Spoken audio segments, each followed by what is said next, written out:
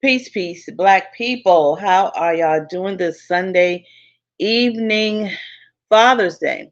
Happy Father's Day to all the fathers out there, you protective, providing fathers. Happy Father's Day. Happy Father's Day to all of the fathers who are on the other side of the veil that reside in the ancestral land, but you are still providing and protecting your children. So happy Father's Day. It's good to be Black in the land of the living once again. And I had to come on and do this um, because I've been mad since yesterday.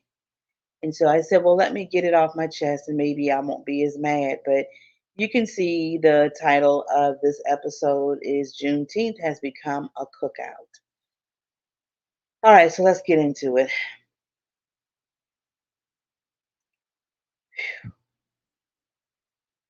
So the Bible says that my people perish from lack of knowledge.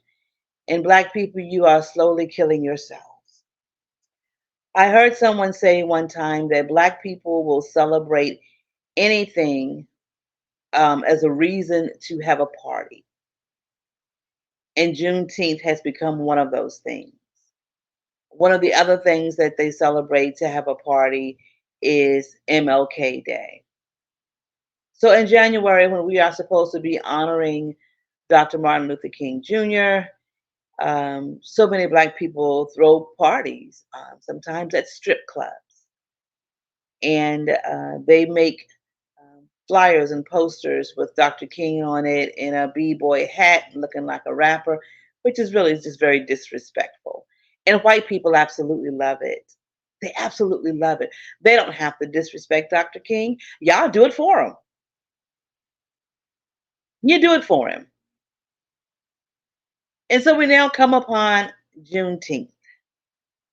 Now, unless you lived in Texas, a lot of Black people did not know what Juneteenth was.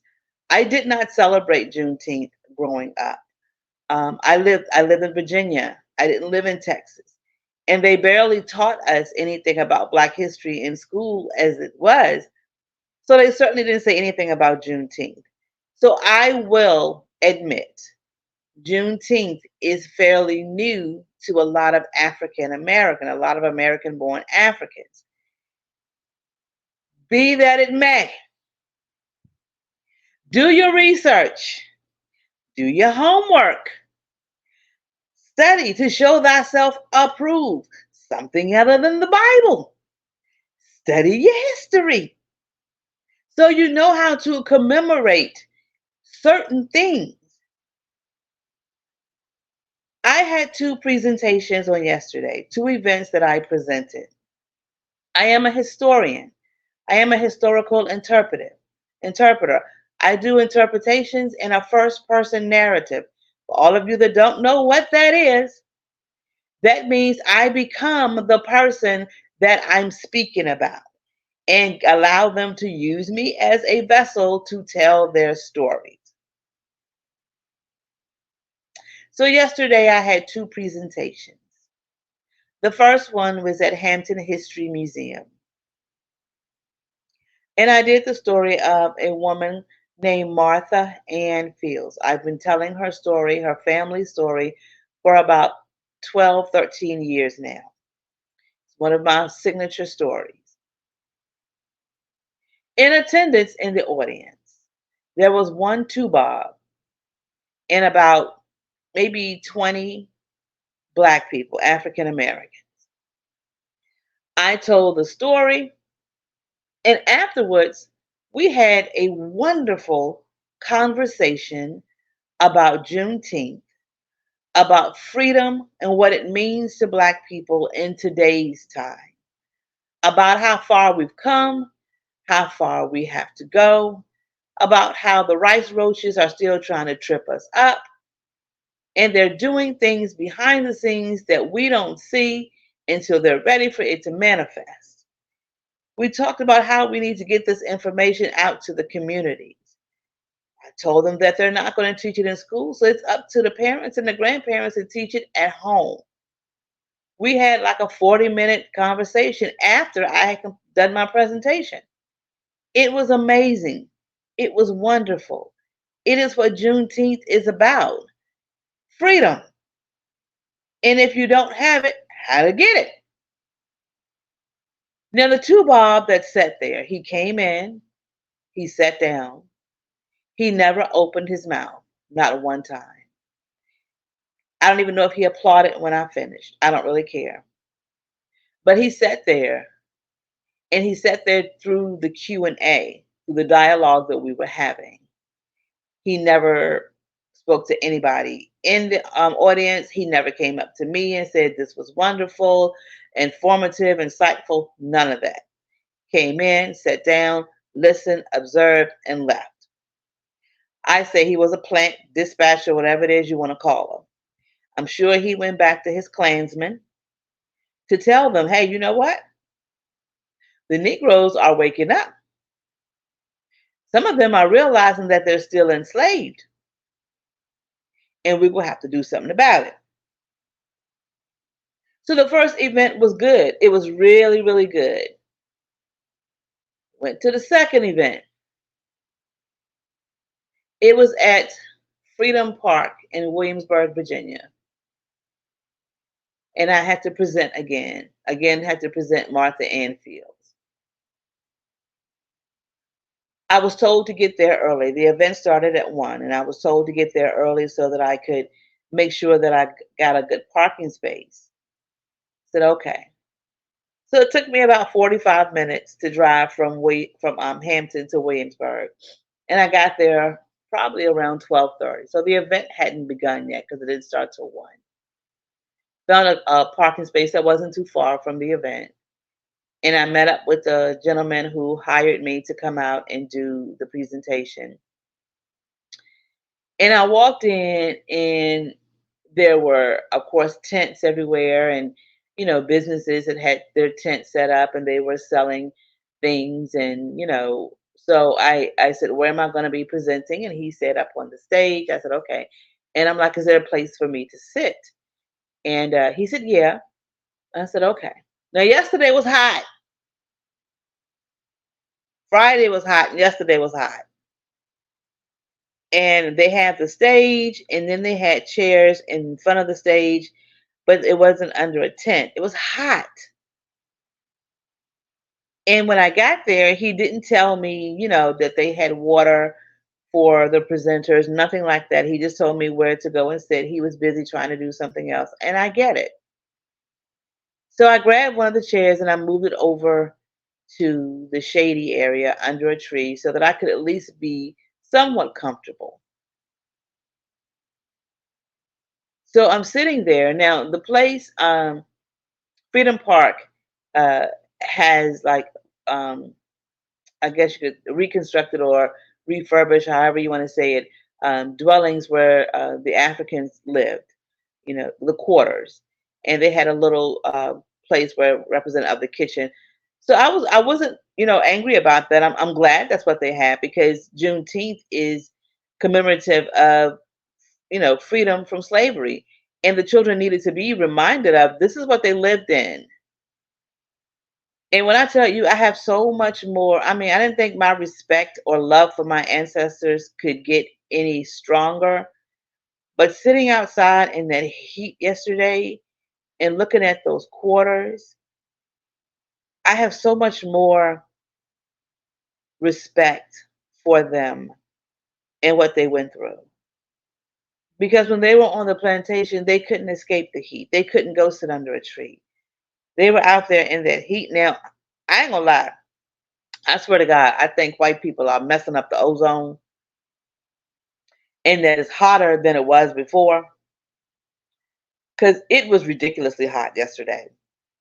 Every once in a while, it would get a little cloudy and the sun would move behind the clouds. But yeah, it was hot. Now, I wasn't supposed to go on until 3. I got there at 12:30 because I wanted to make sure I got a parking space close to the event and didn't have to walk so far.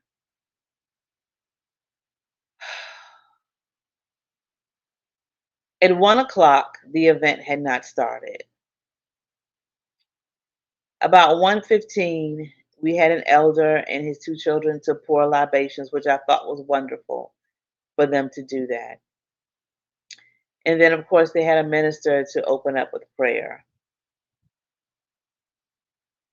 And then they had the mayor of, I guess, the city, I don't know if it was the city of Jamestown or Williamsburg, I don't know. But they had the white mayor to come up and I guess introduce Juneteenth, and he was reading it from his phone. And he was reading it as if they had just handed it to him as he was driving in. This is what you're going to, and this is what you have to say. And he was reading about Juneteenth, and he was just reading, I guess, from Wikipedia. I don't know. And he could barely see his phone. So finally, someone handed him some paper so he could read what Juneteenth was. So he finished up Juneteenth, telling Black people who probably didn't know what they were there for. And then the chief of police, who was also white, came on stage and he talked about how the communities and the police have to come together. And I'm like, yeah, because I'm sure we're tired of your Billy Club coming together with our heads. And so now we're into 15 minutes of this event, and two white people have spoken on Juneteenth. So now we begin the commemorative, presenters to come up and do their thing. The first guy that got up to do it was a black guy. All the presenters were black, except for the two Bobs at the beginning. But he gets up and he's a minister from a church. And this Negro did aerobics to a gospel song. Not once did he mention freedom or Juneteenth. He talked about the body being the temple, and you have to be careful of the food you ate. And I'm like, that's a perfect segue to talk about the foods of Juneteenth. But you didn't know, did you, bruh? You had no idea what your ancestors ate. You don't have a clue. Somebody told you to get up there and to showcase your talent and tell somebody about your ministry, and that's what you did. You probably didn't even know it was a Juneteenth celebration, did you, bruh? He ain't mentioned Juneteenth not one time. Not one daggone time.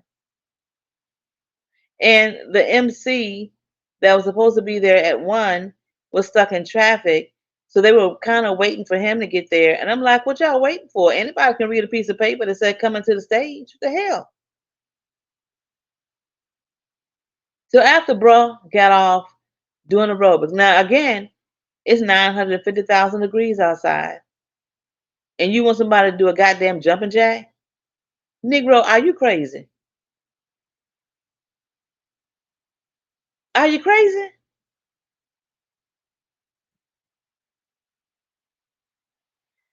So then the next act were the reimagined Jackson 5. There were 5 kids, cute little kids, brothers. I think it was 2 girls and 3 boys. They were all siblings. But I'm like, okay, well, Jackson 5 back again. And they sang and danced to 4 songs. Not one of the songs was about freedom.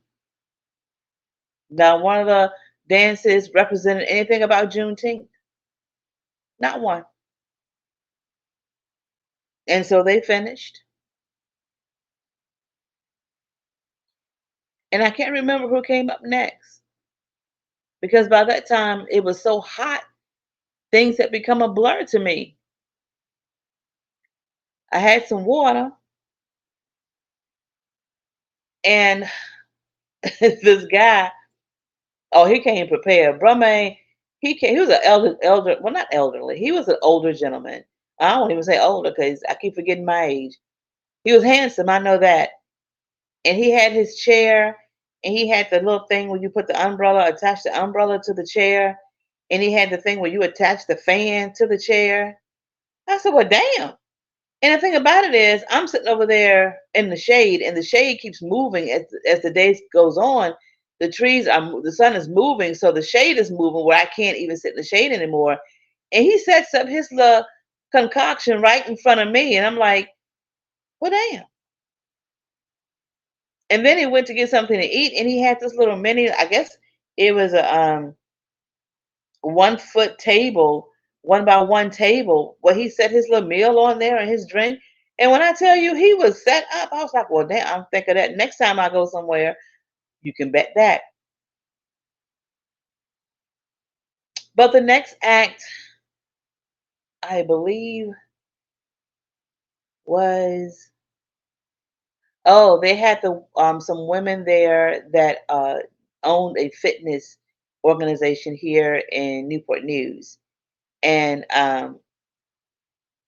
they do carnival. The owner of the organization is from Guyana, and so they do carnival things. And so when the kids got up to perform, their microphone wasn't working properly, so they had to get that together. And so that it wouldn't be just dead silence, the women from that organization got up and did some dances, some carnival dances, which I thought was beautiful. They were really, really beautiful. So after the kids, there was a little break in between, and then they got back up there again to do their presentation. Again, nothing about Juneteenth, absolutely nothing. I mean, you're dancing, so maybe this would have been the chance to say something like, "Oh, I don't know, our ancestors didn't have the freedom to dance publicly like we do now. And so these dances we do in honor of those ancestors who were enslaved, that didn't have the freedoms that we have. Not a damn word about freedom or about the ancestors. Nothing. And the stage wasn't that big. Even the kids had trouble kind of moving around on the stage because it really wasn't that big. And then you bring, I don't know what, 8 grown women, and y'all up on stage, you can barely move. To us, it looked like y'all were just, I don't know what, I don't know. But again, nothing about Juneteenth, nothing about freedom, nothing about the ancestors. There was one gentleman there. He had pulled up kind of in front of me, and he took his equipment out the back of his car, and he played the steel drums.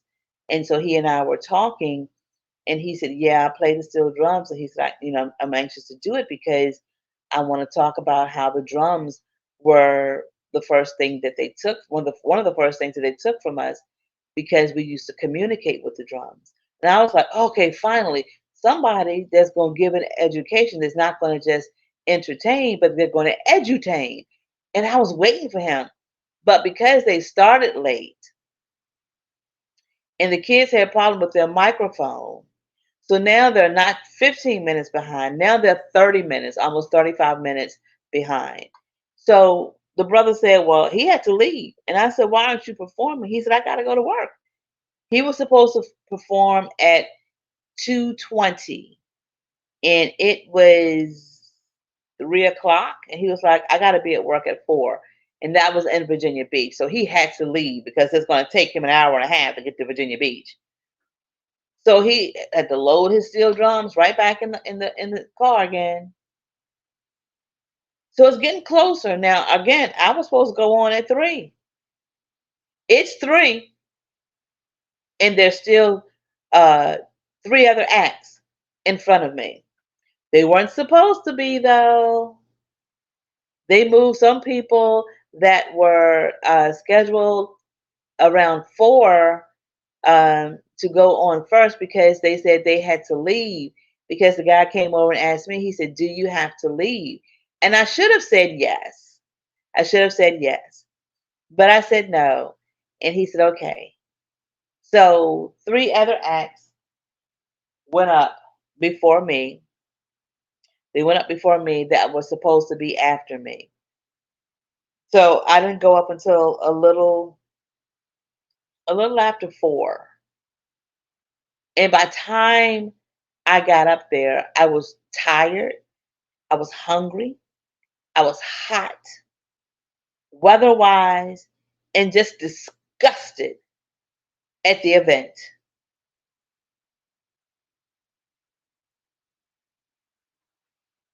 I was disgusted because it was nothing more than a party. There was one Juneteenth flag. There was one Pan African flag, the RBG, and that's it. They had two food vendors. One had a vegan option, was a vegan food truck, and the other one was a soul food truck. But neither one had any foods that were connected to Juneteenth. Of course, they had vendors that were selling their business, but they also had vendors that worked in the community, that were like healthcare and stuff like that. And all of the vendors that were like, they had Centera there, that was the healthcare, and the booth was manned by four white women. Um, they had voter registration, and that was manned by three white women. And they had, um, it was a third one. Centera. Oh, they had three white women that were selling books. And of course, the books were about African Americans, like The Hate You Give, Michael Harriot's book. And there was a few more. I didn't even look at them because, so to me, it just kind of looked like we still have to go to them to be able to read. We have to go to them for our health. We have to go to them for permission to vote. So I'm like, these companies, this would have been your time to send your diversity and inclusion person to this event and not you.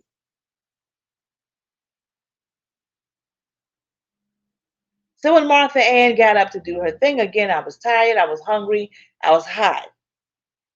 And I only had 20 minutes to do her story, which is impossible. And so I told her story, but I added a lot of things within her story that didn't necessarily was part of her story, but part of our story. I mentioned the patty rollers because I saw a couple of police officers. And so when I mentioned the patty rollers in her story, I said, yeah, the patty rollers were on my trail. I seen a couple of them walking through early and I got a little nervous. But Black people,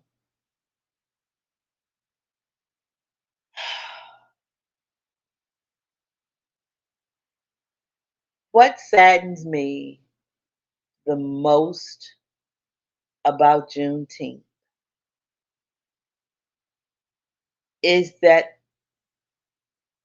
those who didn't know what it was and had never heard of it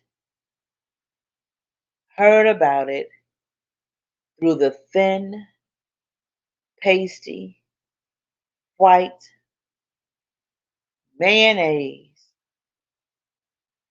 vile spilling, 45, Shitler, Trump. Remember, he was supposed to do an event in Texas, and they wouldn't allow it because they were honoring, commemorating Juneteenth. And he spoke about it. And that's when Black people that didn't know about it heard about it. The other 50% of Black people that had never heard about it and still didn't hear about it through Shitler still don't know about it or don't care.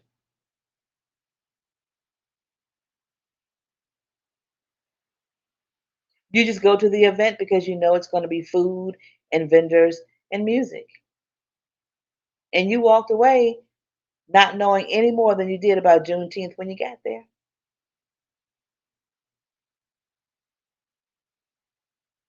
I didn't see anyone put on social media that their church was doing anything about Juneteenth. Y'all black Christians still scared of the white Jesus, ain't you? I swear to God. We ain't never gonna get ahead. As a people, we ain't never gonna get ahead. Because y'all the most scariest people I ever seen in my life. Now the title of my YouTube channel is We Are Our Ancestors. I might have to change that. Because damn if that's so, our ancestors won't scared of shit. They won't scared of anything. But y'all are so afraid that the white people won't like you if you truly embrace your culture. Ugh. Y'all make me sick. I'm gonna wrap it up because I'm getting mad all over again. Juneteenth is Wednesday. Do yourself a favor. Please research it. And don't just research it from and study it from a white person's perspective of what it is. Because they're going to tell you that General Granger rode into Texas and told black people that they were free. And until he got there, they ain't know nothing about it. People, do you think that Texas like set out in the middle of the ocean? You do know that Texas connect with other states, right? Other states that knew about freedom. So you don't think nobody in Texas, in Galveston, Texas, knew that they were free? They're not going to tell you the stories of the revolts that happened there because they don't want you to know. They want you they want to paint the picture of a white hero riding in and telling them that they were free. They don't even talk about the colored troop that rode in with General Granger. They don't even tell you about the colored troop. It had to be this white man. First it was Lincoln, then it was Granger. What the hell? And also, I want you to know that even June 19th is not the mark of the ending of slavery. It was December 6th, I believe, 1865, when the 13th Amendment was added.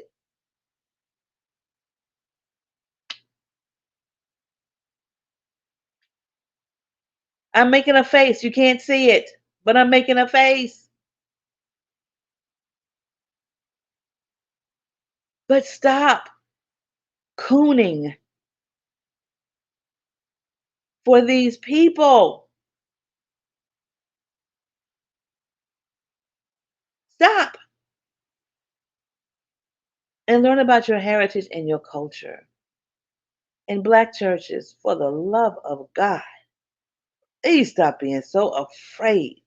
I know the ones that are afraid. The ones that are afraid of saying anything about black culture or celebrating MLK or Black History Month or Juneteenth or any of those, or Kwanzaa or anything like that. Y'all are the ones that are getting grant funding from the government to put toward your programs like, Alcohol Anonymous and Drug Anonymous and prison ministries and things like that, that you're supposed to go out in the community and help people, but you don't. You take the money and do something else with it. But I know you're underneath that banner of getting funds from the government through the Faith-Based Initiative Act, and so you don't want to do anything to ruin your money. Pastor need a new Benz, so yeah, I got to keep that money flowing in. So I get it. Y'all scared. It's okay. It's okay. It's all right. It's all right. I'm gonna end this now. So look, you know the drill. Love yourself. Love each other. Give yourself some grace. Give each other some grace. Stay healthy. Stay safe. Stay black. And for the love of God, please study your history. Please understand what your ancestors went through. All right. Peace, people.